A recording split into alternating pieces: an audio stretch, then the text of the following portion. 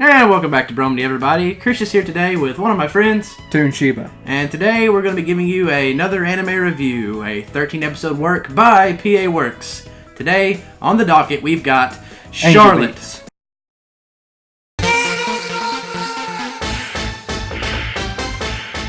Now listen here, we are doing Charlotte. We are not doing that Angel Beat stuff. What even is a Charlotte? I mean, we all know that the most famous work from PA Works is Angel Beats. Clearly, my work was done by Jun Maeda, which makes it better than yours. Well, mine was done by the same man. Did your opening happen to have been done by Leah? Yeah, and it's even newer, which means it's even better. I also have a lead character whose cool-ass name is Ochisaka. Yeah, mine's Otanashi. Dude, that's so convenient. Mine's still better. Well, what's your first name? You? Yeah, mine's Yuruzu. God, More syllables means better. Dude, did you know that mine's actually in a school, though? What a coincidence, man. I think you're stalking me now. Dude, no, I don't think so. My lead female, though, is actually the head of the student council. Mine is the head of the Undead Battlefront. That's cool as fuck. Dude, man, you know what? They're both Haruhi ripoffs. You Didn't see that coming, did you? You didn't see that coming, did you? Anyway, today we are reviewing Charlotte as well as Angel Beats in a kind of a comparison because they are so fucking similar. And literally they have same creator, same openings, and the music's kind of similar even though Angel Beats is better. But we'll get into that. So we're going to start out by doing an Angel Beats review followed by a Charlotte review, and we'll kind of be comparing them as we go along. So, Angel Beats was actually released in the spring of 2010, but like we said, by PA Works. And they've done such works as Another, Nagiasu, also known as A Lull in the Sea, and, of course, Charlotte, which we'll be getting to here in a little bit. But let's talk about the characters of Angel Beats. And like we said, our main lead protagonist, Otanashi, who has been thrown into a limbo. Yes. He awakens in limbo and has no memory of why he's here or... Did you know that limbo's in school, though? That sucks, man. That's like, what a terrible way to go. Unless you're in Japanese, you know, school's like the coolest thing ever. But, yeah, he wakes up in what is technically purgatory in, like, the middle of a battlefield with this group known as the SSS, led by our second character, known as Yuripe. Or Yuri, I think's her actual name, but they call her Yuripe in the show. And like I prefaced earlier, I called her a Haruhi ripoff because she's the head of this club and has this little hairdo just like Haruhi, and this is so after Haruhi. But there's really not much to Otanashi other than the fact that he's just a caring individual who kind of just jumps in with his crew and is going about their business, like fighting back against God for he doesn't know why. Yeah, he just walked into some place and met an angel and said, "Am I dead?" And he found out the hard way that yes. It's like, man, there's students carrying guns, fighting this other angel chick in a wardrobe carrying like a blade, and it's like pulverizing people, I believe that's the word, or obliterating, that's what it is. Yes, obliterating. Getting obliterated, but like nobody's actually dying, they're just getting their ass whooped. Yeah, you don't die, you just kind of respawn after some amount of time. But you do feel pain, so that's... So it's enjoyable, but quite entertaining. Well, to some people. Yeah, maybe. Anyway, but Otanashi and Yuripe, of course the head of this group, and a variety of other members of the crew, which we won't really get into them, we'll just talk about the main specific three. They are working together to fight back against God, in which they believe is suppressing their lives at this school, which is purgatory, which I don't even know if they're entirely aware of, but they've just kind of come to accept this as their lifestyle, that they wake up every day, they fight back against God, and listen to cool-ass lead music from a bunch of girls. Hey, it's better than becoming a sea cucumber. A sea cucumber? Wasn't that it, or a barnacle? I don't know, but it caught me off guard.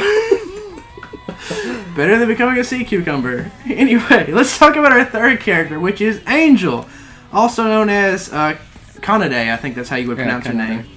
She is the one they are fighting, who is kind of trying to keep all the rules in check at school. And honestly, they don't know it, but her entire purpose is she's trying to help them move on into the afterlife. Yeah, they might be aware of this if she ever spoke more than one goddamn word. Yeah, if she ever did anything besides like just stopping them kicking their ass with this cool hand sonic skill. But she never tells them why she's doing it, so they just assume she's an enemy and end up fighting her pretty much for the first half of the show. But then she kind of like starts bonding with Otanashi, and you start seeing what her actual purpose is. And overall, I think she's a really solid character, even though she's totally a yandere.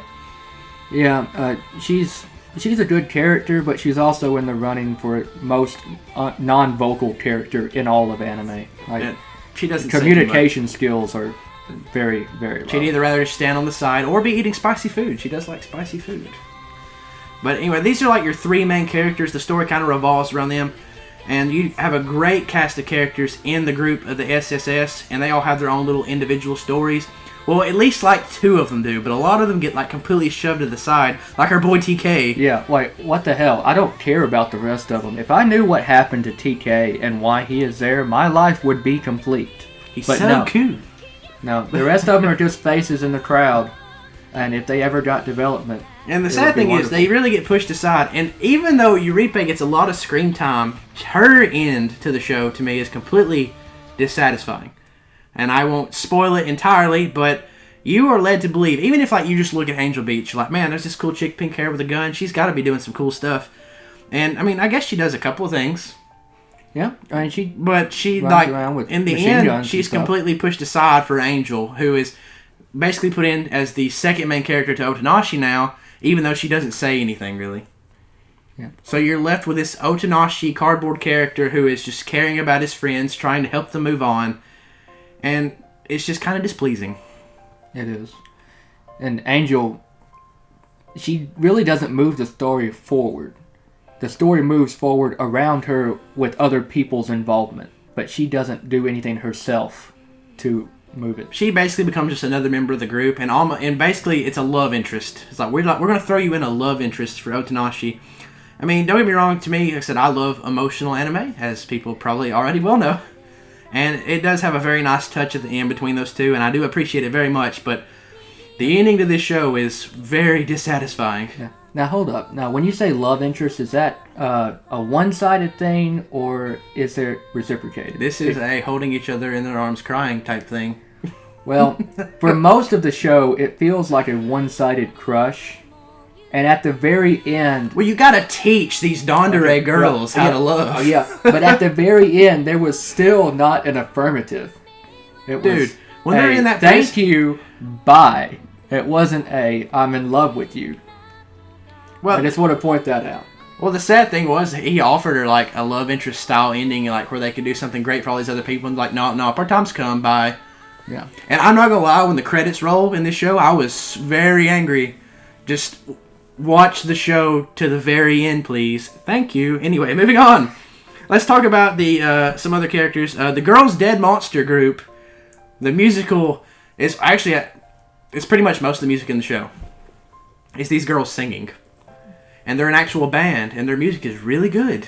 Yeah. If it's not this group singing, then it is the ending or the opening reused or slowed down for certain sequences. That's why I say the music in the show is actually really good, because they're all standalone songs that fit really well in the moment.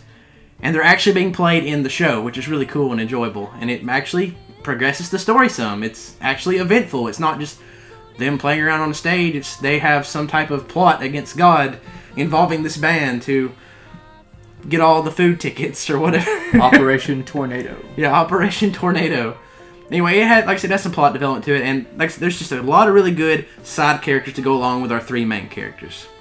Now, to talk about the animation, I like to compare it to stuff from like Kyoto Annie, things that we've said like Toradora, or of course that's not Kyoto Annie, but like Haruhi, shows like that. They have very simplistic school settings. The animation's not going to blow you away. Yeah, and that's kind of how it is with most school anime that revolve around 13 episodes, little small plots. And that changes when we get to Charlotte. They have a little more animation in their pocket, but we'll get there. Just say the animation of the show, not really what you're coming to watch it for. The sound, though, as we said, we just talked about the sound, the band doing most of the songs. A fantastic opening song, considered probably one of the best openings in anime, and the ending is also really well done. Now let's talk about the dub cast. I watched this show subbed. I think you did as well. Yes. Okay, I've looked at the dub cast, and there is just a lot of people you've never really heard of. I think a name I saw in there was like David Matranga, who did was in the dub cast for like Clanad, and that was a terrible dub cast. So I would stay away from the dub from the show unless you just can't tolerate subtitles. But the Or subtitles... if you like funny names. Yeah. There can't be too many Matrondas walking around in the world. I think you had to go like halfway down the list before you found like a guest starring Greg Aries. So if that's your cup of tea, then go with it. But I prefer the sub version as far as this anime goes. But anyway, just talking about the overall story. Like I said, purgatory, they're thrown in, they're working together to find the way to get to heaven or fight back against God, which ended up leading them to trying to move on. Yeah, everything they do is trying to figure out why they are here and what they should be doing. And the things that they do to move on is relating to something involving their past that they experienced in real life. And that leads to a few really beautiful moments in the show, specifically for like the lead singer for Girls Dead Monster. She gets an early on moment where she moves on, and you get to see about her past, which is a really good moment. And probably the best part of Angel Beats when Yui, the new lead singer, gets to move on, and you get to see her past story with, was it Hinata? Yes. The best friend, or the bro to Otonashi. They had their little love story shine in the moment. And it's a really sad part, but it's really well done. Yeah. In case you haven't figured it out by now, the anime deals heavily with loss and coming to accept what's happened and how to move forward. As does Charlotte. And that plays along with the main character towards the end as well, but we don't need to completely spoil the ending. But just know that the theme is moving on from things in your past and loss and accepting what's happened now, and basically just this is how they get to heaven. It's just moving on. And that kind of ends the story part of this. Let's talk about Charlotte before we actually go into scores. Now, Charlotte, moving on to a complete another anime, so just forget everything we just said. This is new stuff. Sorta. It's gonna sound similar. It's gonna sound quite similar. But trust us, this is something else. But this is actually a different anime. So, Charlotte was made in summer of last year, 2015. Also, 13 episodes, and PA Works. As we said, has the same creator, the same artist doing the opening song. Very similar. And then you get to the characters, who are also quite similar. But before I get into this, I don't want to say this is a complete rip-off of Angel Beats. More so it is the creator not having an open box. Yeah, it's more like he reused the ideas from Angel Beats as a template to create something new. So, like, if you're coming here to look at this review, don't look at Charlotte and be like, oh, this show is trash because it ripped off Angel Beats. It didn't. The same guy wrote both of them. All right, if anything, you have to go, man, I wish he had created something new. Yeah. If anything, it's less about the show and more about him and his inability to create. He's having to reuse the same things. It's like, I really wish he would have just done something new, especially since he had something such as good as Angel Beats considered to most of the fans. He could have done something else and probably had it do just as well, but instead he's like, let's stay with that golden theme and move to Charlotte. Well, that may be it, just trying to catch the past brilliance. Yeah, that must be, unless he's just like really money hungry. But other than that, it's not a bad work, as you'll soon see. Now let's talk about the characters. First we have Yu Otasaka, who is your lead. He's very egotistical though. He's different from Otonashi in the fact that he starts off as a complete douchebag. Yeah, in Charlotte, the characters as teenagers have supernatural abilities, and like any boy with a supernatural ability, he tends to abuse it for his own goals and everything. And note that it's not just there's certain special teens. Like not all teens in this universe have it. It's just like a handful of teens have specific powers, and the power of Yu is he has the Gios power. Pretty much, he has a glowing eye where he can take over someone's body for about 5 seconds. And you think 5 seconds? That's pretty lame. And early on, it shows him like looking down a girl's skirt or down her shirt or whatever. He's just being a total douchebag, and he's cheating on all of his tests, trying to be the most popular kid and get with the best girl. And in the end, he has to leave school to go to another school that specifically cares to the people with these special powers. Which gets us to the person that brought him there, now Tamori, which is our student council president, Haruhi Ripoff, number 2. Yeah, she is a sort of a amalgamation of Yuri and Kanade from Angel Beats put together. So she is a strong leader and has a sense of justice and what needs to be done, but she's also very reserved. And got white hair, right? White hair.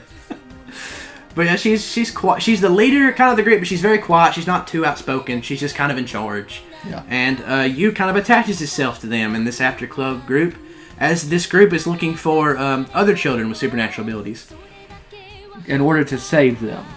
Because if, the more you use your ability, the more you stand out, and you get unwanted attention from governments and people who would use you for different reasons. And that is the main thread of this show, that there are government agencies looking for these kids to do tests on them and pretty much do research on them and lock them away. So this school setting that they're in is used to protect them, per se, and that's why they're looking for other kids.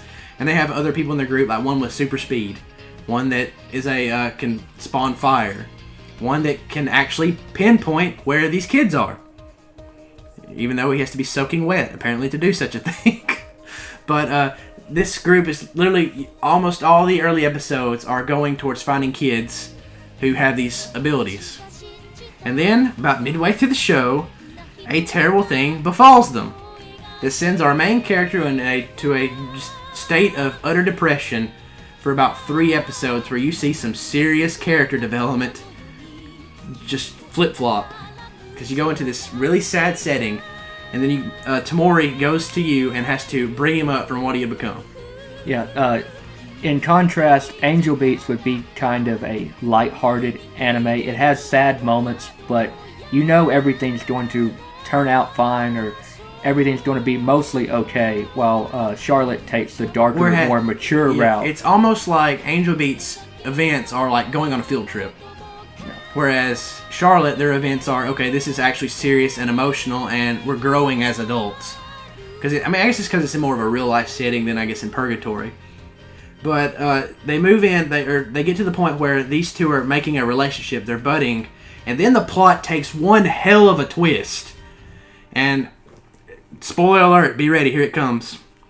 Turns into a time travel anime, where they are trying to reset the events that had befallen a previous character. Now, they literally go into I'm talking years in the past, to when they were like kids, and have to rewrite everything. And they've been doing this for timeline after timeline after timeline, trying to save these special kids from these agencies. And the plot gets just super twisted up. I mean, it's exciting.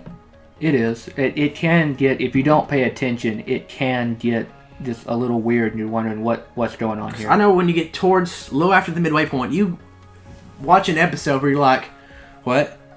You literally just go in, you're like, how is this happening? Like, some of these characters aren't here around. Why is there a relationship between these two characters? Where the fuck are they? Yeah. And then shit hits the fan, and then you get into this time loop deal where they're trying to save all these kids. And then they start working together, and they fix a said problem. And then, in the last 2 episodes, they have the balls to do a 2-episode arc that should have taken 26 episodes. Well, I mean, good God. You've seen it in other anime before, where they'll just go full shonen retard at the end, and just do shit that should never have been done. It's not a good ending. Well, the thing is, once again, I was like, it's exciting. I was like, the concept of what you're trying to do is really cool, but you could have stopped without this and had something good. But you give me these last 2 episodes of this, what the hell's happening? And then you're like, okay, we're going to resolve it in an episode and a half and give you an ending. Yeah, you can't resolve what an anime is trying to be real life. It's trying to be as close as possible to real. So it's not, we can run around and do whatever the hell we want and everything's going to be fine. No, the entire anime is not like that, but the last 2 seconds are, this impossible dream quest? I'm going to do it.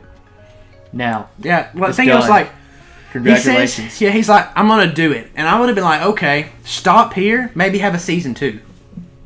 They're like, no, this is a 1-episode deal with the final ending coming right after it. I was like, what the fuck are you doing? And while they ended the show.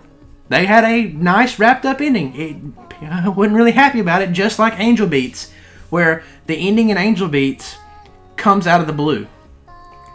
What you're working towards, magically all of a sudden, 95% of the characters know how to do. And then the last 2 or 3, you have your little send-off at the end for Angel Beats, just like you have your little ending here for Charlotte. I sometimes question the creator's writing skills. Well, it's definitely forced. Yeah, it's like it's pushing an issue. Are you scared of 26 episodes?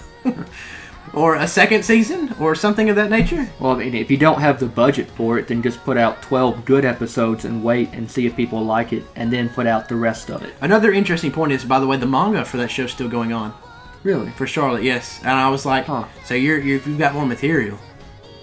What did they... That's what I said. Yeah, because I looked at it, when I was doing the research for this review, I noticed that the manga is still ongoing. So I was like, you've got material. You could have done more with this. I was kind of under the impression that our MC became God. Yeah. I mean, that's what they wanted me to see, so... I don't know. It's a lot of really well thought out ideas and concepts that were ended badly. They ended short of what they could have been. And these shows are really well praised, mainly for their emotional moments, not really for their actual story of the show. But they're very similar. They're very similar, and I guess that's why we decided to do these as a 1-2 punch to see which one technically did it better, as we said. But let's finish the Charlotte portion, and then we'll talk about the scores and the comparative, some more comparative things. The animation for Charlotte is definitely better than that of Angel Beats. Same school setting. But because this does have a lot of action sequences and a lot of different abilities, it allows for more use of better animation quality.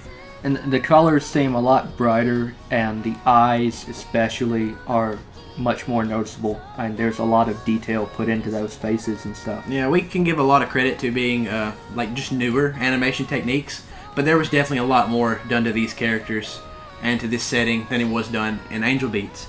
And then when we talk about the sound, we don't have a standout group. We do have a band. We have the Zing band, or Zin, or however you want to say their name, that does like 1 or 2 songs that are really well done as well. Yeah. And which are very central to the story. I mean, it is very much a part of the story, just like Girls Dead Monster is in Angel Beats. And the opening, like I said, is just as good as the Angel Beats opening.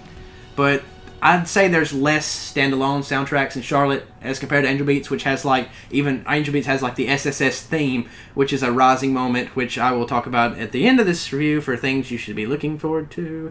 But just less music, still good quality, just not as much standalone songs as Angel Beats. Now, Charlotte, being released recently, does not have a dub cast at the moment. They may have done like a simulcast dub type deal, but I'm not sure. I haven't heard anything from it. I watched it subbed, and I really enjoyed it because mainly the main character who does every Japanese boy ever of all time. He's like Kirito, I'm pretty sure, and like who does everybody. He's literally in every anime of all time. But the subcast was really good, and if there is a dub, I will be willing to check it out to see if it is worth anything. But we've already talked about the story, of course. These kids in this school setting, trying to find other kids, save them from the government organizations, and to create a perfect timeline where everything works out in their favor. Whether the ending is what you want it to be or not, I'll let you decide that, but I don't want to spoil it entirely. Just be warned. Those last 2 episodes, watch out. Alright, well that concludes both reviews. Let's go ahead and talk about the scores. Our cumulative score for Angel Beats is a 6.5. Our cumulative score for Charlotte is a 6.5. In case you didn't notice, a lot of things were super similar, and the animation and sound kind of offset one another. The characters were ridiculously similar. The story, ridiculously. You can't really pick one over the other. And while I was sitting there talking about like how sound in Angel Beats was so good, I was like, well, the animation in Charlotte was really good. Yeah. And the characters in Charlotte are much more developed than they are in Angel Beats. They have better development, but I feel like Angel Beats had a better cast of characters. Yeah, and I feel like their story was more fleshed out. Yeah, yeah. Like they had a. I don't really know how to say it, but these shows, it's so conflicting to pick one or the other. And I felt like me and Neil had this death fight to the end, but it was like, no, it's really cordial. You know, these shows are really similar. But We do. We give them a 6.5 on our anime list, which ranks towards the bottom of the top 10. I'd say, I think right above Anohana and Oran, if I am not mistaken. But I don't know if they'll stay in the top 10 very long. We have a lot of anime reviews upcoming. And, by the way, enjoyment rating. I gave these shows both a 9 out of 10. They both have a lot to offer. They are fun to watch. But critically speaking, you have to crack down sometimes. What was your enjoyment ratings for these shows? I gave Angel Beats an 8 and Charlotte a 6, mostly because I'm not a moe lover. So there were certain moments. But all those tears in Angel Beats, Neil. Well, You didn't like pizza sauce?